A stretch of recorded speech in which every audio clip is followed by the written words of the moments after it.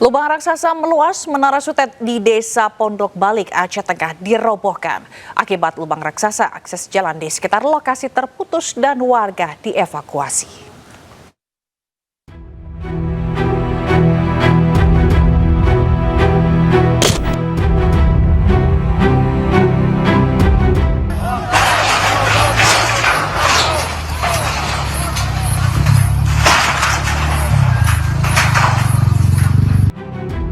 Untuk mengantisipasi resiko lebih besar, PLN akhirnya merobohkan menara sutet yang berada di Desa Pondok Balik, Kecamatan Ketol, Kabupaten Aceh Tengah. Hal ini dilakukan lantaran longsoran lubang raksasa terus meluas dan mengancam menara sutet yang jaraknya hanya 10 meter dari bibir lubang. Di sana terdapat 1-2 tower sutet yang sampai kemarin itu berjarak hanya sekitar 10 meter dari pinggir longsoran. Oleh karenanya beberapa waktu yang lalu pihak PLN sudah melakukan upaya untuk dipindahkan lebih jauh daripada pinggir longsoran. Dan seperti yang kita lihat kemarin sudah dirobohkan tiang tersebut. Sebagai langkah antisipasi, PLN mendirikan posko recovery kelistrikan Aceh di sekitar lokasi. PLN juga memasang tiang listrik di titik alternatif guna mengantisipasi meluasnya lubang raksasa yang mengancam keberadaan tiang listrik dan menara sutet di kawasan tersebut. Sebelumnya lubang raksasa ini dilaporkan semakin membesar sejak Selasa 27 Januari yang lalu. Kebun warga dan badan jalan di lokasi habis tergerus, disertai longsoran tanah dengan kedalaman sekitar 100 meter dan luas mencapai sekitar 3.000 meter. Sementara akses jalan lintas kabupaten yang menghubungkan Kecamatan Ketol dengan Simpang Balik Kecamatan Wih Besam, Kabupaten Bener Meriah kini putus total. Warga pun diimbau untuk menjauhi area longsoran. Dari Kabupaten Aceh Tengah Aceh, Yusradi, iNews melaporkan. Ya, Anda kembali bersama kami. Pemirsa, akibat tanah bergerak, lebih dari 100 rumah rusak di Desa Padasari, Tegal, Jawa Tengah. Bahkan sebuah bangunan SMA ambruk.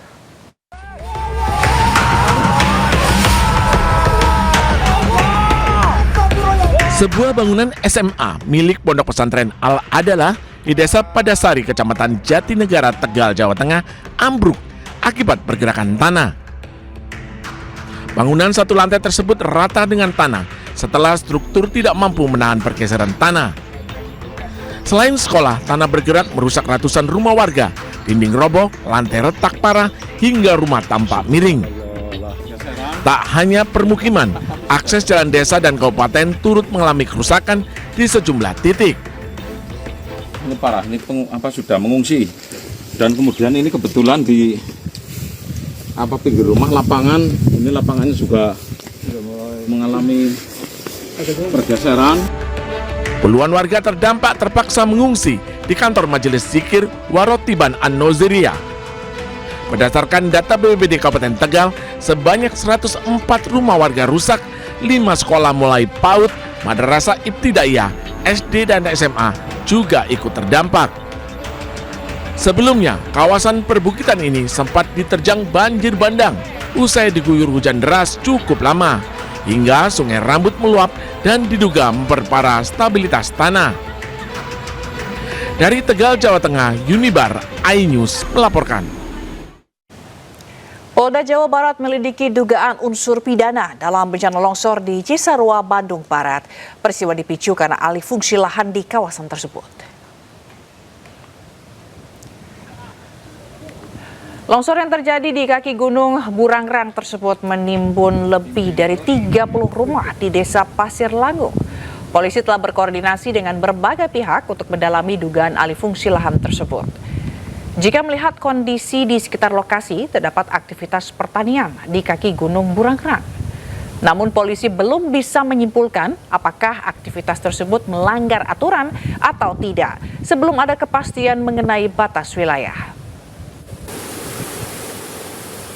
Masih proses penyelidikan lah, masih diskusi panjang kira-kira apa pengalihan fungsi lahan tadi itu ya, masih kita dalami sementara. Kalau polisi sendiri sudah ada? Belum, tidak ada. Belum menerima? Belum.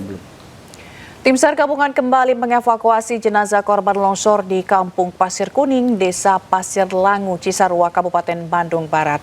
Pada hari ke-11, dua jenazah berhasil dievakuasi. Dan hingga kini ada 85 kantong jenazah yang sudah dievakuasi dan diserahkan ke tim DVI. Sementara itu, 67 jenazah sudah teridentifikasi dan sudah diserahkan ke pihak keluarga. Sementara 15 kantong jenazah masih dalam proses identifikasi.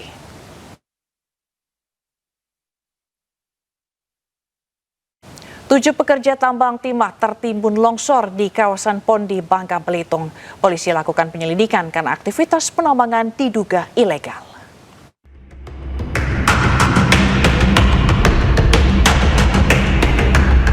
Sebanyak 7 pekerja tambang timah di kawasan Pondi, Kabupaten Bangka Belitung tertimbun longsor.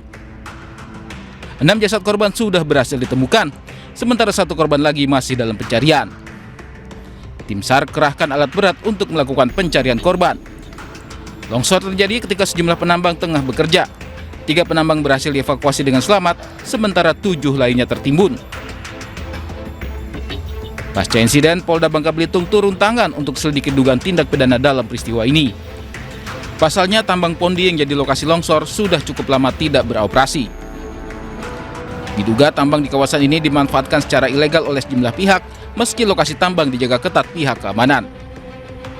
Dalam hal ini, dari penyidik kepolisian, saat ini baru melakukan investigasi untuk mengumpulkan informasi, keterangan-keterangan terkait kegiatan penambangan di daerah tersebut atau di lokasi tersebut, dan mungkin nanti akan ditindaklanjuti dengan proses penyelidikan yang lebih mendalam untuk kita ketahui apakah ada unsur pidana atau tidaknya. Saat ini untuk 6 jasad korban yang sudah ditemukan dipulangkan ke daerah asalnya di Provinsi Banten. Dari Pangkal Pinang, Bangka Belitung, Haryanto, iNews melaporkan. Dari informasi lainnya pemirsa, jelang Ramadan harga cabai kian pedas. Di Pasar Senen, Jakarta Pusat, harga cabai rawit merah mencapai Rp85.000 per kilogram. Berikut laporan rekan Amrina Rida.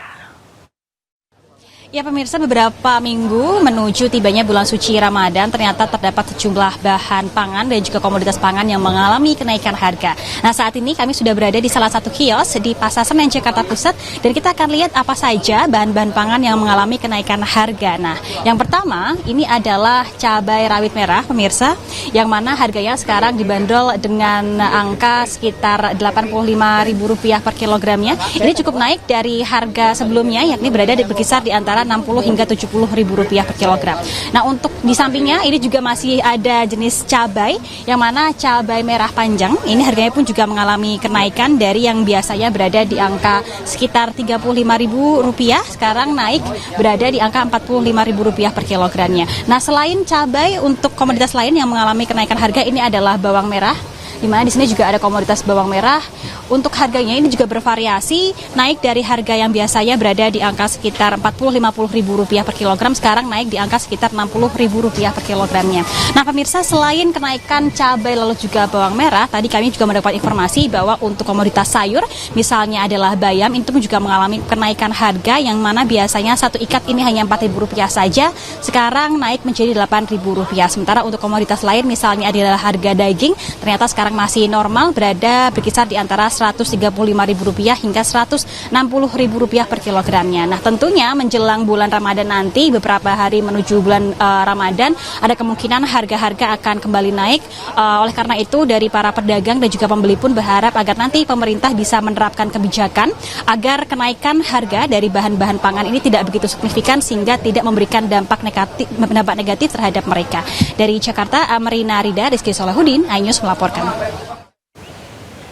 Ya, tak hanya cabai pemirsa, harga daging sapi juga melonjak dari yang sebelumnya Rp140.000 naik menjadi Rp150 hingga Rp170.000 per kilogram.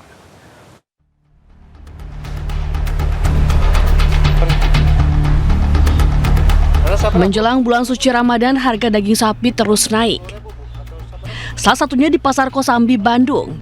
Harga daging sapi yang semula Rp140.000 naik menjadi Rp150.000 per kilogram. Sementara daging paha sapi tembus hingga Rp170.000 per kilogram dari yang semula Rp150.000. Kenaikan ini sudah terjadi sejak 1 bulan terakhir. Misalnya di sini asalnya 14.5, sekarang jadi 15.5-an, sekitar segitu. Ada yang, tapi memang beda-beda sih.